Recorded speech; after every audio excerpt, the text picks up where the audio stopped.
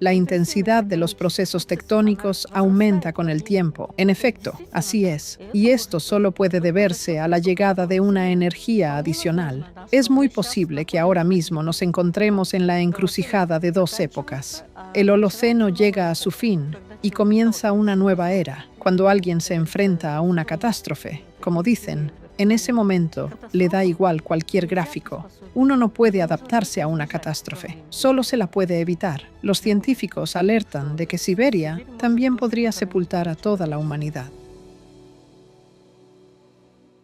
Buenos días. Hoy tenemos con nosotros a Narima Kashenovna Ospanova, doctora en Ciencias Geológico-Mineralógicas, investigadora principal del Instituto de Geología, Construcción Antisísmica y Sismología de la Academia Nacional de Ciencias de Tayikistán y jefa del Laboratorio de Paleontología y Estratigrafía. Buenos días. Buenos días, Narima Kashenovna. La paleontología normalmente se asocia con excavaciones de dinosaurios, algo así como lo veíamos de niños en los libros. Cuéntenos, por favor, ¿a qué se dedica realmente la paleontología? ¿Qué tipo de ciencia es? ¿Tal vez estudia algo más que dinosaurios? Pues sí, por alguna razón todos piensan en los dinosaurios, esos grandes reptiles, que naturalmente atraen de inmediato la atención. La palabra paleontología proviene de las palabras paleos, antiguo, onto, ser, y logos, enseñanza o ciencia. La paleontología es la ciencia que estudia los seres antiguos. Estudia todo el mundo orgánico de la Tierra, no solo a los dinosaurios, que vivieron únicamente durante el Mesozoico. La historia de la Tierra, bueno, más bien la historia del desarrollo del mundo orgánico, se remonta a 3.500 o 3.800 millones de años. Es decir, durante ese periodo no vivieron solo dinosaurios. Por eso existen muchas ramas dentro de la paleontología. La paleontología lo estudia todo. Yo, personalmente, estudio los corales antiguos, por ejemplo. La paleontología analiza cualquier grupo de fauna y flora, así como bacterias y hongos, es decir, todos los reinos que existieron en el pasado. La historia de la Tierra se divide en dos grandes eones, el Criptozoico y el Fanerozoico. El Criptozoico es la época de la vida oculta y el Fanerozoico, la época de la vida visible. Este intervalo comienza en el Cámbrico, cuando aparecieron los organismos con estructuras esqueléticas. El caso es que anteriormente, el mundo orgánico del Precámbrico estaba muy poco estudiado, pero en las últimas décadas se investiga de forma intensiva. Por ejemplo, ha surgido una rama llamada paleontología del Precámbrico o incluso paleontología bacteriana. Es decir, la paleontología abarca todo el mundo orgánico que haya existido en este planeta. O sea, el precámbrico incluiría bacterias, invertebrados, etc. Todo, sí, desde el inicio de la vida hasta la actualidad. Narima Kashenovna, hoy se habla mucho de que el mundo orgánico de la Tierra está al borde de una nueva extinción masiva a causa del cambio climático. Cuéntenos, por favor, qué dicen los paleontólogos al respecto y qué lecciones podemos aprender del pasado. Que la extinción está ocurriendo es absolutamente evidente. El punto está en determinar si debemos considerarla masiva o no. Actualmente, los científicos debaten sobre ello. Si recurrimos a los datos paleontológicos, todas las extinciones mencionadas en la literatura se dividen en tres grupos: eventos de extinción, extinciones masivas fantasma y verdaderas extinciones masivas. Los eventos de extinción se refieren a la desaparición de grupos aislados. Por ejemplo, la extinción de una sola especie. Su desaparición no afecta al nivel global de diversidad ni a su variación. Las extinciones masivas fantasma son aquellas que no pueden rastrearse claramente en los registros geológicos, ni pueden asignarse a un intervalo estratigráfico específico, ya que se extienden a lo largo de largos periodos de tiempo. Y por último, las verdaderas extinciones masivas son aquellas que ocurren durante una crisis biótica, durante un periodo geológico corto, y que reducen significativamente la diversidad global. De estas extinciones, precisamente de este tipo, grandes y verdaderamente importantes, hubo 8, entre el Ordovícico y el Silúrico, el Frasniense fameniense, el Serpukoviense, Bashkiriense, entre el Pérmico y el Triásico, entre el Triásico y el Jurásico, entre el Cenomaniense y el Turoniense, y entre el Cretácico y el Paleógeno. Esas son las 8 principales según los datos paleontológicos. Pero el caso es que, por ejemplo, determinar hasta qué punto una extinción es masiva, en mi opinión, hoy en día no es posible, porque realmente muchas especies han desaparecido de la faz de la Tierra, incluso por culpa del ser humano. ¿Podemos considerar que esta extinción es masiva? Es difícil decirlo, porque el mundo orgánico de la Tierra, en general, está muy poco estudiado. Por ejemplo, se considera que incluso la cara oculta de la Luna está mejor estudiada que el mundo orgánico de los océanos. Algunas estimaciones sugieren que solo se ha estudiado alrededor del 9% de la vida marina y alrededor del 14% de la vida terrestre. Otros incluso consideran que solo un 4 a 5%. Entonces, ¿cómo podemos evaluar la magnitud de las extinciones si ni siquiera conocemos completamente nuestro propio mundo orgánico? En cuanto al clima, durante los procesos de cambio climático, por supuesto, pueden producirse transformaciones, pero en lo que respecta al presente, solo será posible llegar a conclusiones fiables una vez que haya transcurrido el tiempo suficiente y se hayan recopilado estadísticas adecuadas. Por sus méritos laborales, mediante decreto del presidente de la República de Tayikistán en 2014, usted fue galardonada con la medalla Yismati Shoista, trabajadora distinguida. Cuéntenos, por favor, ¿qué significa esto para usted? ¿Qué sintió al recibir un premio así, como muestra de reconocimiento a su labor? Sí, recibí esa medalla. Fue poco después de la defensa de mi tesis doctoral que defendí en Novosibirsk. Por supuesto, es agradable cuando tu trabajo es reconocido de alguna manera. Personalmente, me hizo doblemente feliz que quien entregara los premios fuera el propio presidente de Tayikistán, Emomali Rahmon. Y lo que me sorprendió y me impresionó gratamente fue que el salón tenía capacidad para 160 personas.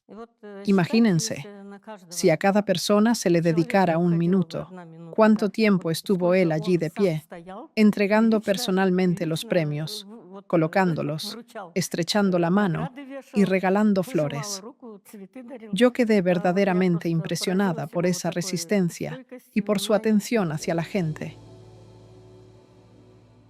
Hoy en día, la principal teoría entre los geólogos es, hasta donde sé, la teoría de la tectónica de placas. Y absolutamente todos los procesos que ocurren en la Tierra se explican a través de esta teoría. Es decir, por ejemplo, si en el magma algo se comprime, los científicos lo explican por la presión ejercida por una placa, o bien porque una placa se ha hundido en ese magma. No, la tectónica de placas no está relacionada con eso. La tectónica de placas tiene que ver con su desplazamiento. No permanecen quietas, sino que se mueven. Y está relacionada con la subducción. Se observó que el fondo oceánico se expande. Por eso, los defensores de la teoría de la tectónica de placas idearon una explicación. Si se considera que el diámetro de la Tierra ha permanecido aproximadamente igual desde el inicio de la formación del planeta, como se creyó durante mucho tiempo, entonces debía existir algún mecanismo que compensara esa expansión. Así fue como inventaron la subducción. Así, los defensores de la tectónica de placas propusieron la idea de la subducción, es decir, la idea de que la placa oceánica se desliza bajo la placa continental.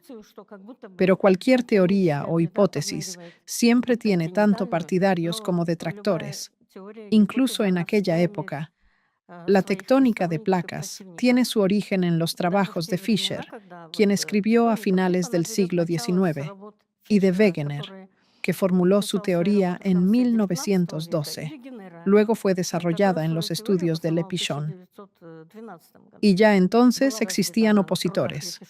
Por ejemplo, Hyssen decía que, si se acepta la idea de la expansión de la Tierra, el spreading es la separación de las placas, La subducción no es necesaria en absoluto. Hoy en día, muchos científicos señalan que esa idea contradice, por ejemplo, la ley de Arquímedes, que una placa más ligera, la oceánica, se hunde bajo una más pesada, la continental. Además, si las cosas fueran tal como lo representan los partidarios de esta teoría, que la placa desciende suavemente hasta alcanzar el núcleo sin romperse ni fragmentarse en absoluto, entonces, esta última debería bloquear el calor que asciende hacia la superficie, mientras que la subducción, precisamente, está asociada a las zonas sismofocales, es decir, aquellas de donde proviene el 80% de la energía sísmica. La liberación de energía ocurre principalmente allí. El cinturón de fuego.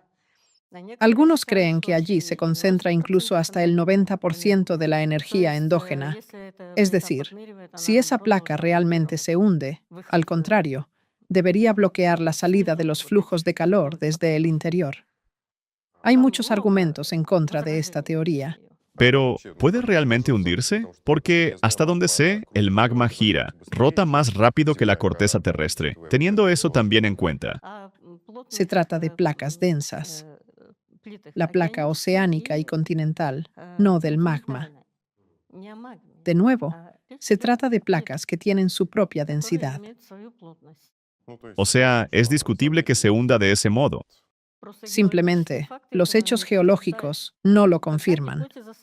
Una hipótesis se convierte en teoría cuando explica y conecta distintos hechos, además de tener capacidad predictiva, de poder anticipar algo, mientras que los datos geológicos no se ajustan a esa teoría. Porque, como ya dije, según la tectónica de placas, si hay spreading, es decir, expansión en los fondos oceánicos, entonces inventaron la subducción, según la cual la corteza oceánica se desliza bajo la continental. Pero ese mecanismo fue ideado para justificar que el diámetro de la Tierra permanece constante. Sin embargo, Se está expandiendo. la Tierra se está expandiendo, y esa expansión no solo la reconocen hoy la mayoría de los científicos, sino que también ha sido confirmada mediante mediciones geodésicas espaciales. Por lo tanto, esto ya demuestra la inconsistencia tanto de la subducción como de la hipótesis de la tectónica de placas. Otra pregunta. Según tengo entendido, precisamente en las zonas de subducción hay muchos terremotos de foco profundo, es decir, los que ocurren a gran profundidad. ¿Por qué los hay más en esas zonas que en otras? Eso, ¿qué son esas zonas sismofocales? Las zonas de subducción fueron asociadas con esas zonas. Pero, ¿qué son en realidad las zonas sismofocales? Son zonas de unión entre los continentes y los océanos. Naturalmente, son zonas debilitadas.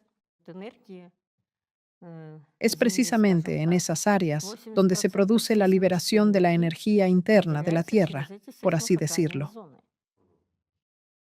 El 80% de la energía sísmica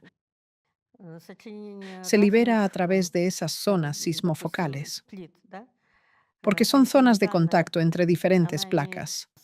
La placa continental tiene propiedades distintas de la oceánica. Difieren en composición, en edad, en espesor y en densidad. Y justamente en los límites entre esas placas, es lógico que existan zonas más frágiles. Es allí donde se libera la mayor cantidad de calor. Asimismo, por ejemplo, en las zonas de los rifts también se observa un flujo térmico elevado. Hoy sabemos aproximadamente de qué está compuesto el núcleo. Se dice que es una masa fundida de níquel y hierro. Pero, ¿cómo lo descubrieron los científicos? Cuando ocurre un terremoto, la onda sísmica se propaga por toda la Tierra. Y a partir de la velocidad con la que viaja, se calcula la composición del núcleo, del magma y de todo lo demás. Sí, se determina por la densidad y, en consecuencia, la composición. ¿En qué se basa la opinión que ha prevalecido durante mucho tiempo de que el núcleo es de hierro y níquel? Por supuesto que nadie ha descendido hasta el núcleo para ver de qué está hecho. Solo contamos con indicios indirectos. Son los meteoritos que caen sobre la Tierra. Hay clasificaciones: meteoritos de hierro y níquel, condritas carbonáceas, metálico-pétreos y pétreos. Y basándose en esos hallazgos, se asumió que el núcleo debía ser denso. Por eso se propuso que su composición podría corresponder a hierro y níquel, un núcleo hierro-níquel. Pero esto se deduce únicamente de los meteoritos encontrados. Sin embargo, esta tesis de que el núcleo es de hierro y el manto es silicatado nunca ha sido demostrada. Además, ahora hay muchos datos nuevos. Por ejemplo, para que nuestro núcleo fuese realmente de hierro, la Tierra tendría que haber contenido originalmente no un 12% de hierro, sino un 30%, mientras que existen datos científicos que indican que la distribución de los elementos durante la formación del sistema solar no se produjo según los pesos atómicos, como muchos creen, sino por separación magnética, es decir, según los potenciales iónicos. La opinión anterior, basada en los pesos atómicos, no puede explicar muchos fenómenos, como el hecho de que se encuentren elementos pesados junto a elementos ligeros. Si todo dependiera del peso atómico, eso no debería ocurrir, pero la separación magnética lo explica perfectamente, ya que depende de los potenciales iónicos. El potencial iónico está determinado por el último electrón en la órbita, y elementos con pesos atómicos distintos pueden tener el mismo potencial iónico. Por eso, la coexistencia de elementos pesados y ligeros en un mismo lugar no puede explicarse desde la teoría anteriormente mencionada, mientras que la separación magnética sí explica perfectamente todas las propiedades de la distribución de los elementos en el sistema solar. Por ejemplo, si todo dependiera de los pesos atómicos, el cinturón de asteroides debería encontrarse más cerca del Sol, ya que los elementos pesados, en teoría, tendrían que estar más próximos a él. Sin embargo, el cinturón de asteroides está 3 veces más lejos del Sol que la Tierra, y aún así contiene una cantidad mucho mayor de oro, y el oro es un elemento pesado. Así que, si tomamos como base los pesos atómicos, muchas cosas resultan inexplicables, pero la separación magnética lo explica todo perfectamente.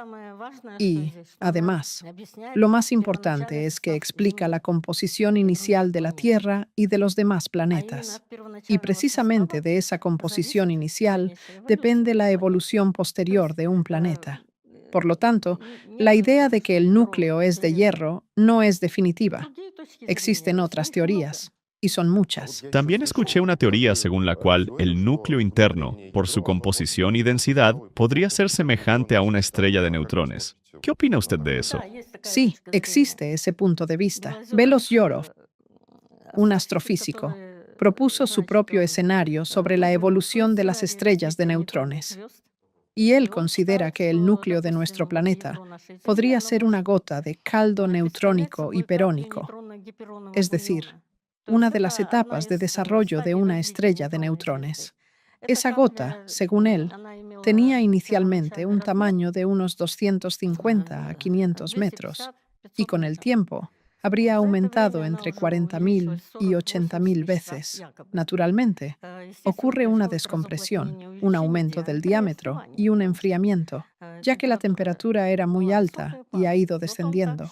Según su teoría, así se habría originado nuestro planeta y muchos otros. Nuestro núcleo sería una gota de ese caldo neutrónico hiperónico. Se puede proponer cualquier escenario, pero debe estar en concordancia con los hechos geológicos. Él sostiene que en las zonas más débiles se producía el enfriamiento. Por ejemplo, aparecían grietas por las que el magma se derramaba hacia la superficie y donde las zonas eran más resistentes. Según escribe, allí ocurría una especie de abombamiento, formándose las montañas, pero decir que las montañas se formaron por el abombamiento de la corteza enfriada, desde el punto de vista de un geólogo, no lo describe. ¿Comprende? Ya que él no describe el mecanismo del abombamiento. Además, esta teoría tiene puntos débiles. Por ejemplo, la separación magnética excluye la posibilidad de un origen caliente del planeta. Eso, en primer lugar. En segundo lugar, él escribe sobre el aumento del diámetro bajo la condición de una forma absolutamente esférica. Pero usted sabe perfectamente que la Tierra no tiene una forma absolutamente esférica. Nuestra Tierra tiene, en realidad, la forma de un elipsoide cardioidal, si queremos ser precisos. Ese es el segundo punto, digamos, de contradicción. Además, si aceptamos ese escenario, el enfriamiento ocurre, como él dice, con una expansión durante el enfriamiento y una descompresión derivada de esa expansión. Pero el problema es que los hechos geológicos demuestran que la expansión de la Tierra comenzó solo unos 2.000 millones de años después de su formación. Es decir, los datos geológicos contradicen su planteamiento. La expansión no comenzó de inmediato. Nuestro planeta, por supuesto, era mucho más pequeño en tamaño. Algunos científicos creen que era unas 5 veces menor. Otros, como Blinov, dicen que 8 veces. Y Larín sostiene que 5 veces. Sí, así es. Por ejemplo, a partir de los restos orgánicos fósiles, se puede estimar la duración del año en tiempos antiguos. Existen los corales rugosos, también llamados corales arrugados, del Paleozoico. Según ellos, se ha calculado la duración del día en el Devónico y en el Carbonífero. Era de unas 390 a 400 jornadas por año. Hoy tenemos 365. Esto significa que el planeta se expande y su rotación se desacelera. Disminuye el número de días en el año, pero aumenta la duración de cada día. Hay incluso datos que indican que, según cálculos basados en estromatolitos, en el Precámbrico un día duraba solo unas 7 horas. Naturalmente, la Tierra giraba más rápido y el número de días al año era mucho mayor. O sea, la Tierra tardaba más en girar alrededor del Sol, pero rotaba más rápido sobre su eje. Aquí no se trata de la rotación alrededor del Sol, sino precisamente de su rotación sobre su propio eje. Además, el enfriamiento no puede durar eternamente, ni la expansión, según esa hipótesis del origen, a partir de una estrella de neutrones. En algún momento debería producirse una desaceleración y una detención de la expansión. Pero los datos geológicos, por el contrario, muestran que, en primer lugar, la expansión comenzó, como ya mencioné, 2.000 millones de años después de la formación del planeta. Y, en segundo lugar, tiene lugar la aceleración del desarrollo. Existen datos, por ejemplo, de Blinov, quien escribe sobre la aceleración del desarrollo de la corteza terrestre. Esa curva tiene forma exponencial. Al principio avanza lentamente, luego adquiere forma exponencial, produciéndose una aceleración en el desarrollo. Lo mismo ocurre con la intensidad de los procesos tectónicos. Aumenta con el tiempo, y esto solo puede deberse a la llegada de energía adicional. Entonces, en cuanto al enfriamiento y al ingreso de energía adicional, tal vez por eso el núcleo aún no se ha enfriado. Porque la ciencia actual sostiene que todo esto se debe a la desintegración nuclear, y por eso el núcleo todavía... La desintegración nuclear aportó cierta fracción a la generación del calor endógeno, pero nunca fue la fuente principal. Antes, quizá tuvo un papel algo mayor, debido a que existían más elementos radiactivos. Ahora, la mayoría ya ha reaccionado, según se considera. Pero, según los científicos, el calor generado por la desintegración radiactiva representa no más del 10%. Es decir, nunca desempeñó un papel decisivo en el calentamiento de la Tierra. Aportó su parte, pero no fue determinante. ¿Y el otro 90%? Aquí existen distintos puntos de vista. Algunos piensan que se debe a la diferenciación gravitacional. Sorokin y sus coautores sostienen que se trata de una diferenciación químico-densimétrica. Larín considera que se produce una desgasificación del hidrógeno y que precisamente por eso la Tierra se expande. Según él, la fuente principal de energía también está relacionada con ese proceso. Pero, como digo, en cada teoría hay aspectos positivos y también puntos aspectos que pueden ser discutibles. Larín, por ejemplo, pone en primer plano la desgasificación del hidrógeno. Él parte de la idea de que la composición original de la Tierra estaba formada por hidruros metálicos y que actualmente el núcleo también está compuesto por hidruros metálicos. Es decir, aquí tenemos otra perspectiva, no hierro y níquel, sino hidruros. Y para que comience la descomposición de los hidruros, se debe alcanzar un determinado nivel de temperatura. Existe un umbral térmico de descomposición de los hidruros. Solo entonces pueden empezar a liberarse, a desgasificar el hidrógeno. Solo entonces puede iniciarse ese proceso de desgasificación. A cierta temperatura, ¿verdad? Sí, se requiere un cierto nivel de calentamiento. En lo que respecta a los hidruros, es decir, los compuestos del hidrógeno, la presión y la temperatura actúan de manera opuesta. Un aumento de la temperatura favorece la desgasificación, mientras que un aumento de la presión, por el contrario, sella ese hidrógeno en las profundidades. Para que empiece la desgasificación necesaria, el núcleo debe calentarse hasta cierta temperatura. Por lo tanto, en ese caso, el calentamiento debe considerarse el factor primario y la desgasificación secundaria. Ocurre solo después de alcanzar el nivel térmico de descomposición de los hidruros. Y durante la desgasificación no aumentaría la presión, volviendo a sellar los gases, por ejemplo. Si ocurre la desgasificación, el hidrógeno simplemente migra hacia arriba. El principal gas que abandona la Tierra es precisamente el hidrógeno. Es el más ligero y el que con mayor facilidad se escapa al espacio. Por ejemplo, el dióxido de carbono es menos abundante y el metano también, pero el hidrógeno es muy volátil, se desgasifica fácilmente desde el núcleo, a través de toda la corteza. No recuerdo exactamente la cifra, pero se calcula que puede atravesar esa distancia en apenas unos miles de años. En general, es un proceso bastante rápido. En general, dentro de la geología, ¿qué es para usted lo más interesante y qué es lo más difícil? Toda la geología es interesante. La geología abarca unos 120 campos distintos, así que todo resulta apasionante. ¿Y lo difícil? Todo tiene su propia complejidad. Para mí, personalmente, todo es interesante, tanto la materia como el componente biológico, todo. ¿Y quizás haya una rama que le resulte especialmente fascinante? Bueno, yo ya hice mi elección, soy paleontóloga. Actualmente, los científicos de la NASA están preocupados porque el planeta se está calentando muy rápido. Y aún considerando todos los factores que conocemos, la influencia del Sol, los gases de efecto invernadero, las retroalimentaciones y otros, parece que algo falta. El director del Instituto Goddard de Estudios Espaciales de la NASA, Gavin Schmidt, dijo que existe un factor X que también influye en el calentamiento de la Tierra, pero que los científicos todavía no logran identificar. ¿Usted qué piensa que podría ser ese factor X?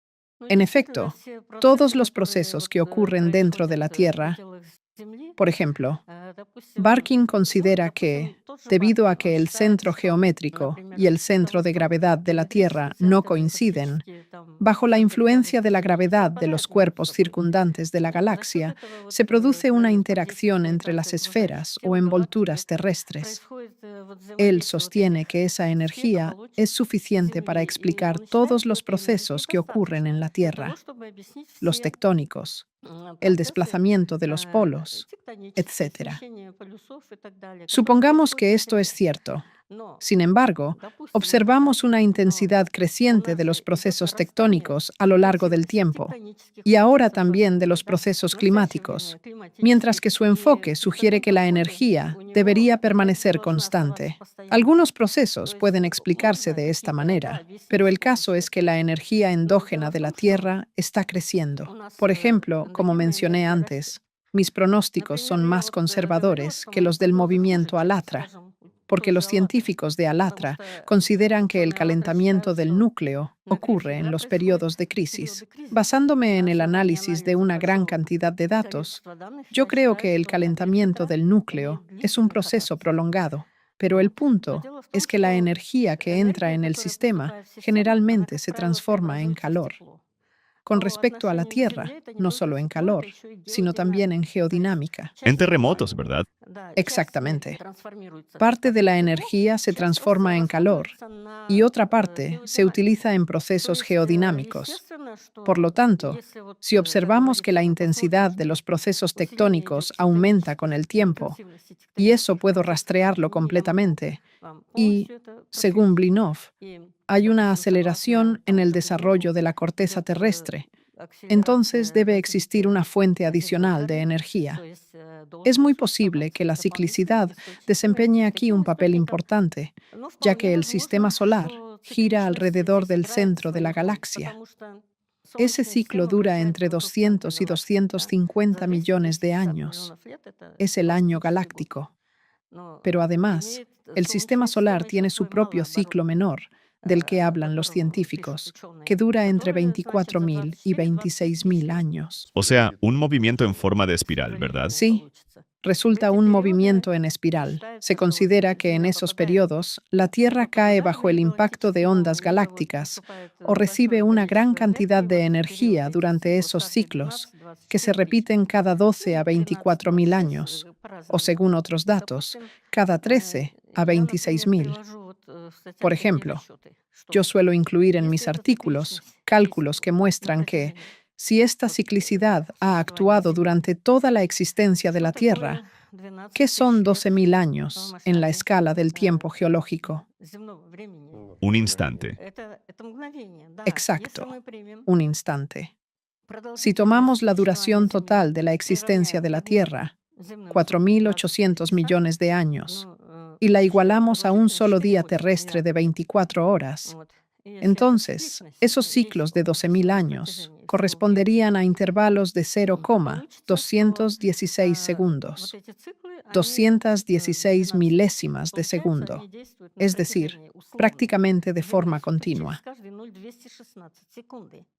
Para que se produzca una aceleración del desarrollo, por ejemplo, esa aceleración del crecimiento de la corteza terrestre, alguien podría pensar que es necesario un aumento constante en la cantidad de energía que llega. En absoluto. Basta con que la energía llegue en dosis determinadas,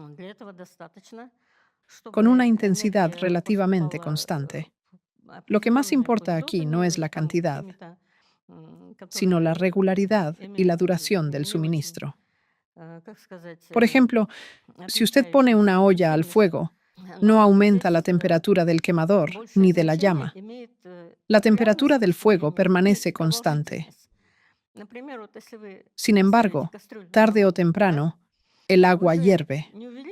Si graficamos esa curva, tendrá precisamente la misma forma que la curva de aceleración del desarrollo de la Tierra. Primero es lenta y luego, en cierto punto, adquiere forma exponencial.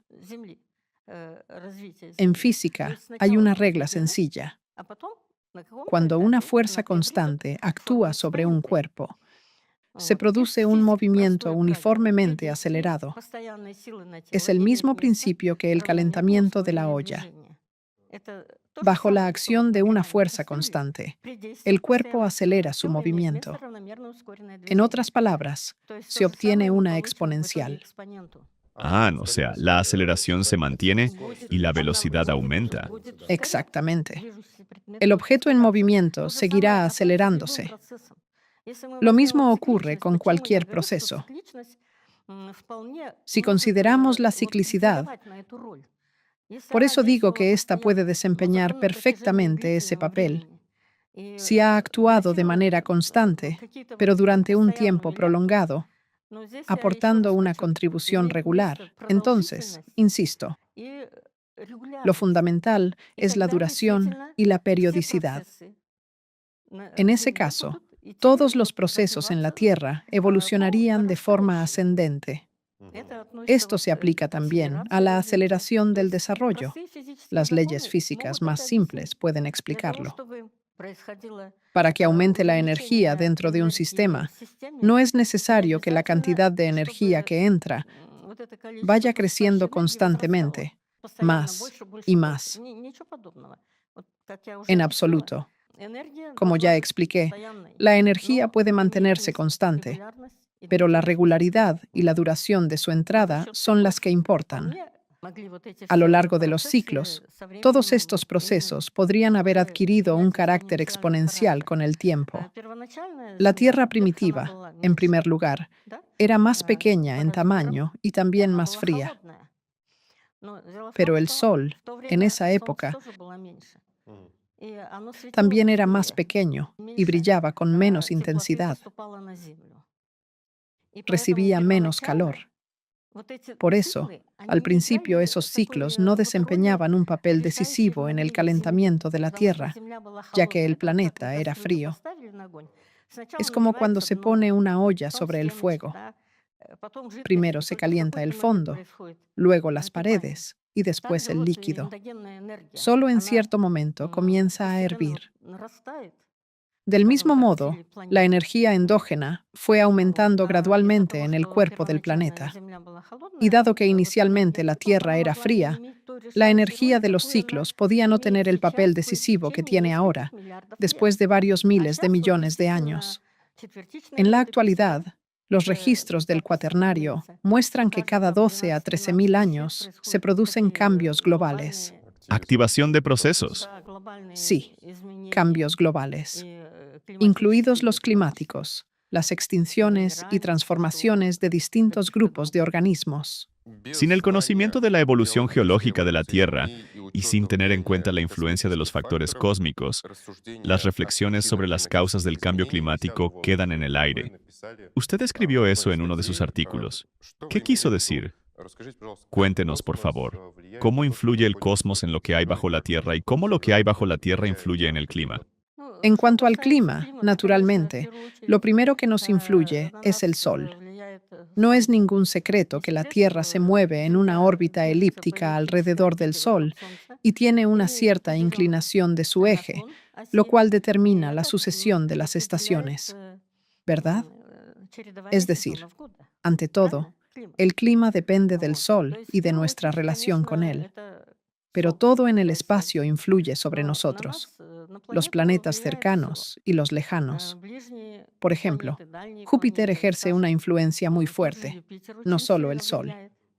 En cuanto a los movimientos de marea provocados por la acción del Sol y la Luna, no desempeñan un papel decisivo. Según los cálculos de los científicos, representan alrededor del 1% de la energía total. Por lo tanto, su influencia en el clima y en la geodinámica es débil. En el clima, por supuesto, el principal factor es el Sol. Y yo considero que todo lo que ocurre en el cosmos influye en nuestro planeta, porque aunque vivamos en la Tierra, en realidad vivimos en el espacio. Todo influye en la Tierra. Cualquier acontecimiento cósmico, por ejemplo, explosiones de supernovas, según algunos puntos de vista, también podría estar relacionado con grandes extinciones de organismos. O sea, allí las energías son colosales, y nuestra vida, en comparación, no es tan grande. Aunque la influencia sea mínima, podemos sentirla de forma muy notable. Por ejemplo, Reteyum menciona la explosión de un magnetar en 2004, que provocó el gran terremoto de Sumatra, y la ola del tsunami posterior mató a 300.000 personas. ¿Una explosión estelar provocó el terremoto de Sumatra? Sí, una explosión de un magnetar. Fue la explosión más poderosa jamás registrada por los instrumentos científicos, la más fuerte. He ahí un ejemplo de evento puntual. Y si hablamos de esos casos, tanto los fenómenos cíclicos como los puntuales también influyen. Por ejemplo, la caída de asteroides provoca ciertos cambios, porque un cuerpo que cae transporta una enorme cantidad de energía. Cuando impacta contra el planeta, toda esa energía se transforma en calor. Las rocas se funden y pueden formarse nuevos minerales. Por ejemplo, tomemos el cráter Popigai en Siberia, que se formó precisamente a raíz de un impacto. Se trata de un astroblema formado por la caída de un asteroide. Allí se produjeron transformaciones en la parte superior de la litosfera, hasta donde penetró el impacto, fusión de rocas, cambios estructurales y formación de nuevos minerales. Los procesos fueron tan intensos que se formaron diamantes, no de tipo joya, sino industriales, pequeños, pero se generó tal cantidad que, según Seilik, las reservas de esos diamantes técnicos serían suficientes para abastecer a toda la humanidad durante los próximos 3000 años. Así de poderosas pueden ser las consecuencias del impacto único de un solo cuerpo de tamaño considerable.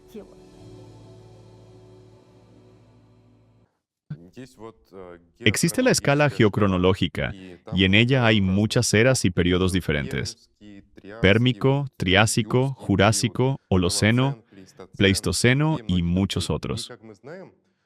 Y como sabemos, el cambio de estas épocas, es decir, cuando una termina, suele estar marcado por alguna catástrofe.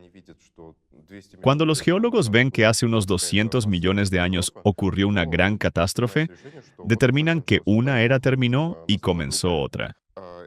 ¿Es esto una regularidad? ¿Suceden esos cambios de forma periódica o son casuales? ¿Podría ser que ahora estemos al borde de otro cambio de era, como los que hubo antes? La base de la gradación del tiempo geológico, es decir, de la construcción de la escala geocronológica, se apoya en las etapas del desarrollo del mundo orgánico. Cada etapa se distingue de otra por su diversidad taxonómica, biológica y por sus dominantes ecológicas. En resumen, en distintos tiempos vivieron distintos organismos. Unos se extinguieron, otros sobrevivieron y aparecieron nuevas formas. Cada etapa se diferencia de las demás por el conjunto de sus características. Pero si observamos más de cerca, veremos que los límites de esas etapas coinciden con determinados eventos catastróficos, a veces de carácter global. Por eso se producían los cambios de fauna y todos esos reemplazos. Los científicos discuten desde el siglo XVII sobre qué es más importante en el desarrollo de los organismos, las catástrofes o la evolución. Pero, en realidad, una no existe sin la otra. Por eso, esos debates, por decirlo suavemente, no son del todo correctos. En cuanto al cambio de épocas, sí, existe ese punto de vista. Por ejemplo, Retellum considera que el 4 de abril de 1990 terminó el Holoceno y que ahora estamos entrando en una nueva era. Personalmente, yo no me atrevería a afirmar con exactitud que eso ocurrió en una fecha y hora concretas. A las 12:45. Sí, sí, que terminó una época, porque cualquier evento geológico se extiende en el tiempo. Es muy posible que ahora mismo nos encontremos en la encrucijada de dos épocas. El Holoceno está terminando y comienza una nueva era, para la cual él propuso el nombre de Nooceno. Nooceno. Una nueva era, entonces. Sí, una nueva era. Es decir, es muy posible que ahora mismo estemos en la encrucijada de dos épocas. Y, como ya mencioné, entre los distintos períodos de la historia de la Tierra siempre ocurren ciertos eventos catastróficos. Y ahora, precisamente, la intensidad de estos fenómenos, tanto los geodinámicos como las erupciones volcánicas, los terremotos y los procesos climáticos, está aumentando.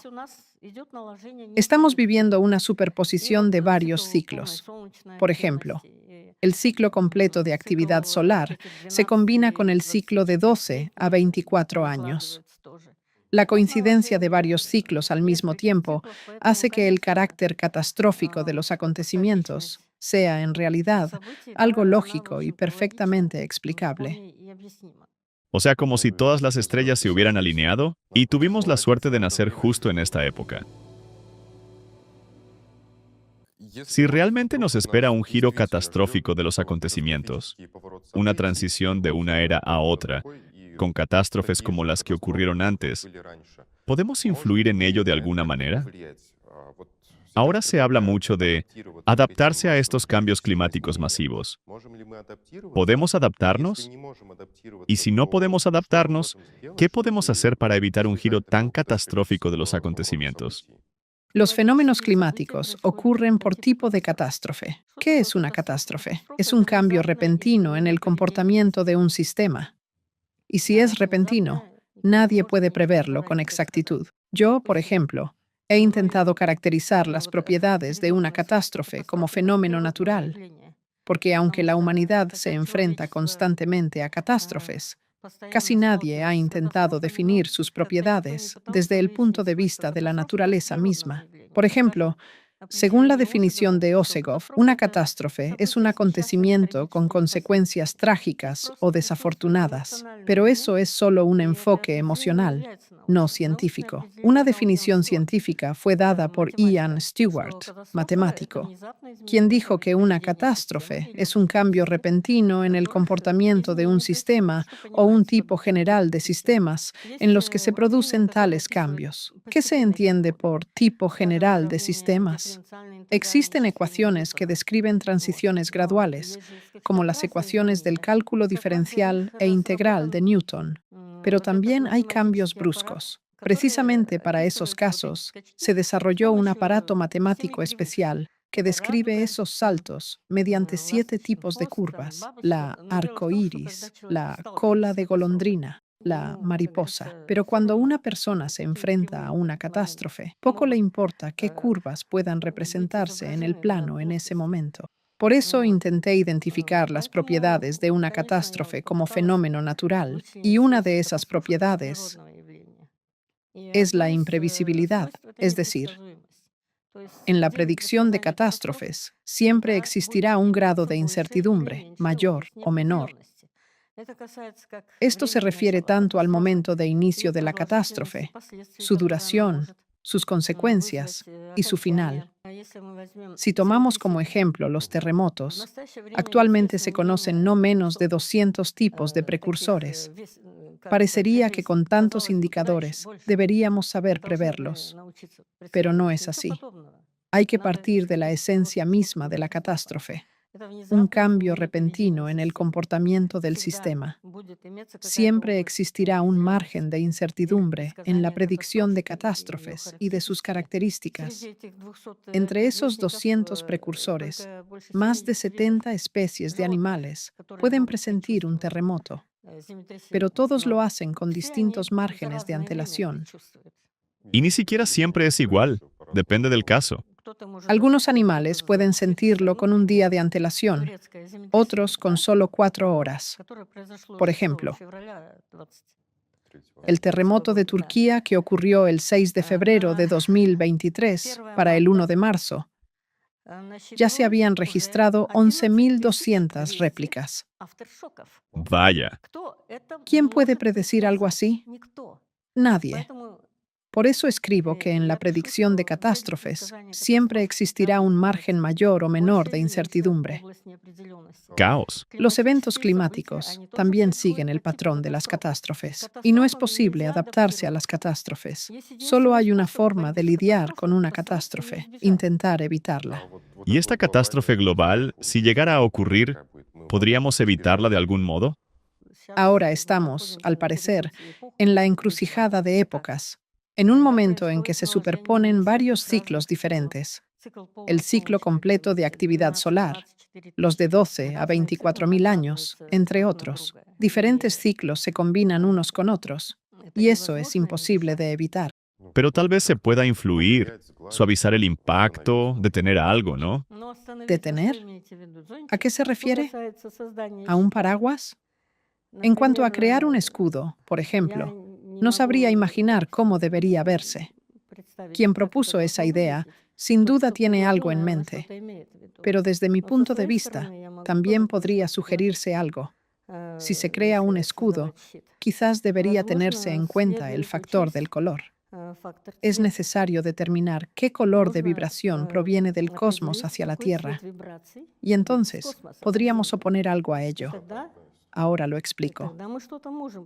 Hay un experimento infantil muy sencillo. Se toman dos globos, uno rojo y otro azul, y se les dirige un rayo láser. El rojo explota, el azul no. ¿Por qué? Porque el rayo láser también es azul. ¿Qué es el color azul? Absorbe todos los colores excepto el propio, que lo refleja, lo rechaza. Por eso, bajo el rayo láser, el globo azul no explota, mientras que el rojo sí. Por eso digo que tal vez, al crear un escudo, se deba considerar el factor del color. Hay que determinar el color de las vibraciones que llegan del espacio. Si logramos identificarlo, entonces, al construir ese escudo, no sé cómo debería ser, pero quien lo propuso seguramente tiene su visión. Podría ser una de las opciones posibles tener en cuenta el factor del color. ¿Y qué otros científicos podrían reunirse y de qué disciplinas para que puedan emprender e inventar algo? Si se trata de buscar una solución a este problema, en primer lugar, por supuesto, deben participar los físicos. Los geólogos, quizás, también. Pero, como ya ha dicho Cholakian, y no solo él, deberían reunirse especialistas de distintas áreas. Así que ellos mismos decidirán con quién formar ese equipo. Pero ante todo, físicos. Luego, por supuesto, astrónomos y geólogos.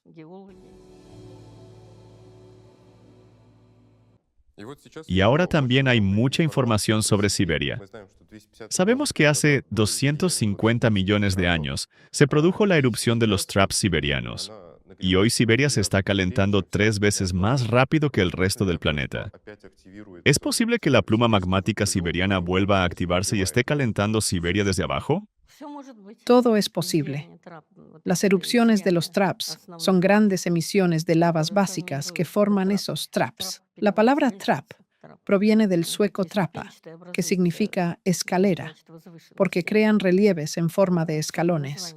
De ahí su nombre. Existe el punto de vista de que se forman debido a las plumas magmáticas. ¿Qué es una pluma? Es una corriente ascendente de material fundido y muy caliente que sube desde la frontera del núcleo hacia la superficie y se dice que tiene una estructura plumosa, aunque, claro, no sé quién lo haya visto realmente con esa forma plumosa. Se considera que esta pluma asciende desde las profundidades y funde la base de la plataforma siberiana. En principio, sí. Una nueva erupción es posible. La erupción más antigua de los traps ocurrió precisamente hace unos 250 millones de años, en el límite entre el Pérmico y el Triásico.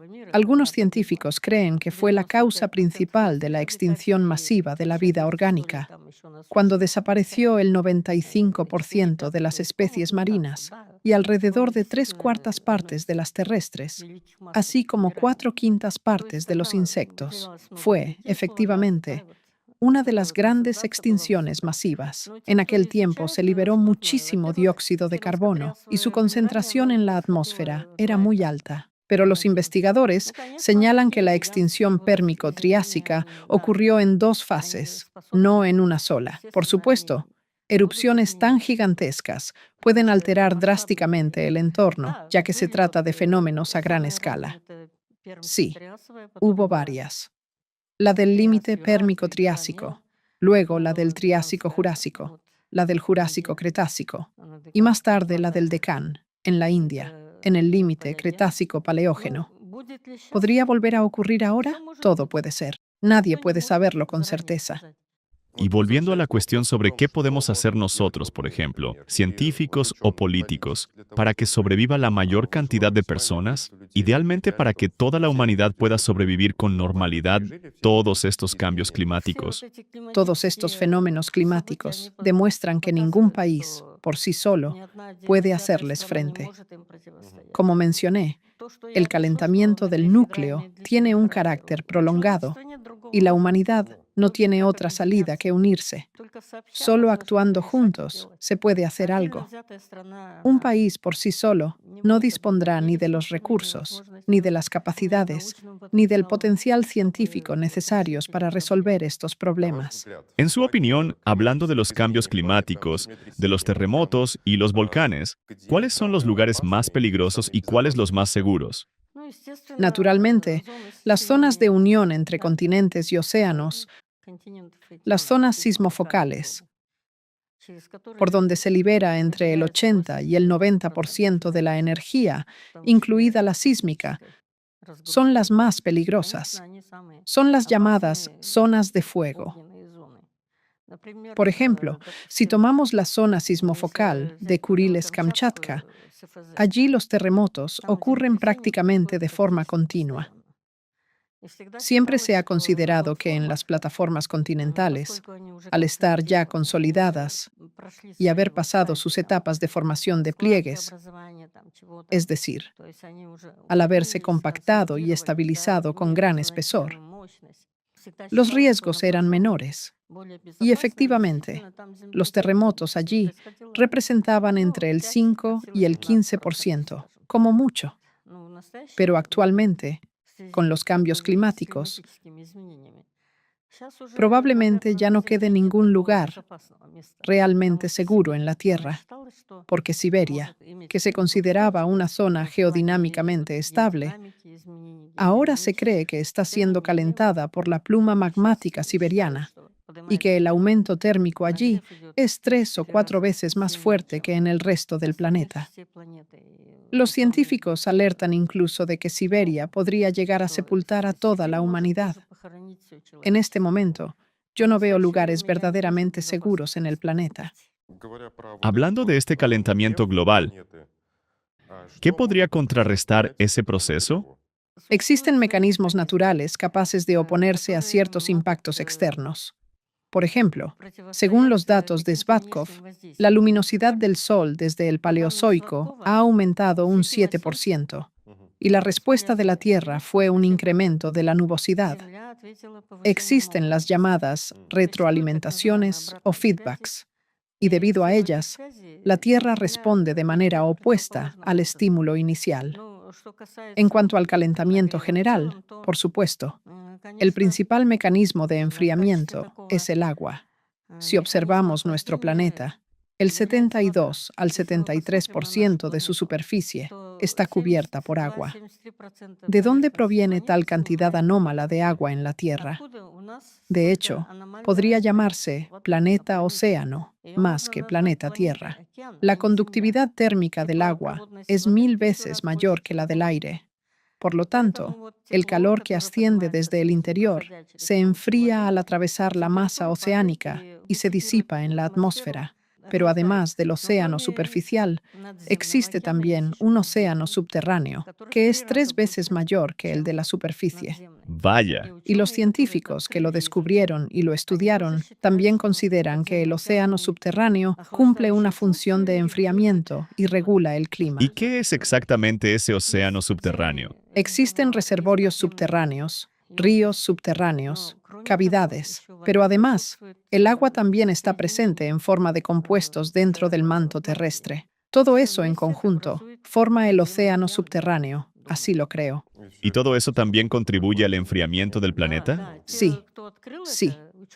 Los científicos que lo descubrieron escribieron precisamente eso.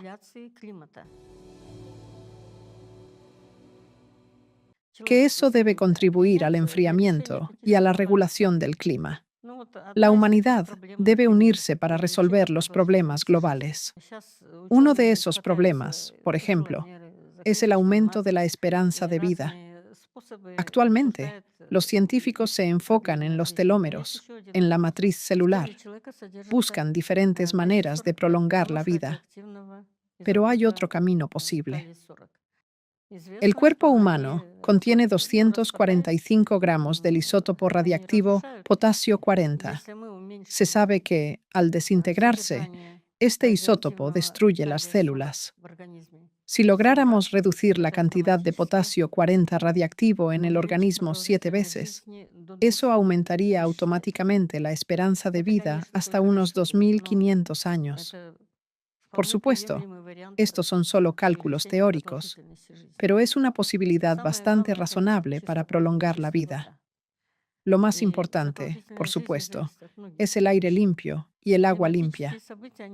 La duración de la vida depende de muchos factores. Los fenómenos climáticos han demostrado que ningún país por sí solo puede resistir al clima. Por eso, las personas deben unirse y los ejércitos deberían reorientarse no a matar, sino a salvar vidas humanas. También sabemos que usted escribe poesía. Incluso ha publicado varios poemarios. ¿Podría leer algo para nuestros espectadores? El poema se llama A los portadores del conocimiento. Está dedicado a quienes traen conocimiento. Cuando lo escribí, pensaba, ante todo, en Jesucristo. Una vez, en la oscuridad, una estrella brilló y una voz surgió. Debemos ir allá. Y algunos volaron hacia ella con alas, mientras otros, sin alas, caminaron allá. Fluía una luz jamás vista antes, pero el saber es dicha y también fuente de males. Para unos, la estrella fue iluminación, pero a los de corazón impuro los abrazó. Ellos protestaron: ¿para qué necesitamos una estrella? Vivimos sin luz, así fue siempre. Construimos castillos, casas, palacios, y seguiremos viviendo igual que nuestros padres. Pero aquel a quien el camino del despertar se abrió, ya no quiso volver a la oscuridad, y el mundo se partió. El pueblo se alzó, pero a la estrella le aguardó el cadalso. Mas su victoria no duró mucho. No en vano la estrella dio su luz. Aunque el cadalso siga en pie, desde entonces en muchos corazones arden llamas. ¡Qué hermoso poema! ¿Y qué le gustaría desearles a nuestros oyentes? Les deseo salud, felicidad y no solo racionalidad, ya que seres racionales hay muchos en la tierra, sino sabiduría, ya que la sabiduría viene de Dios.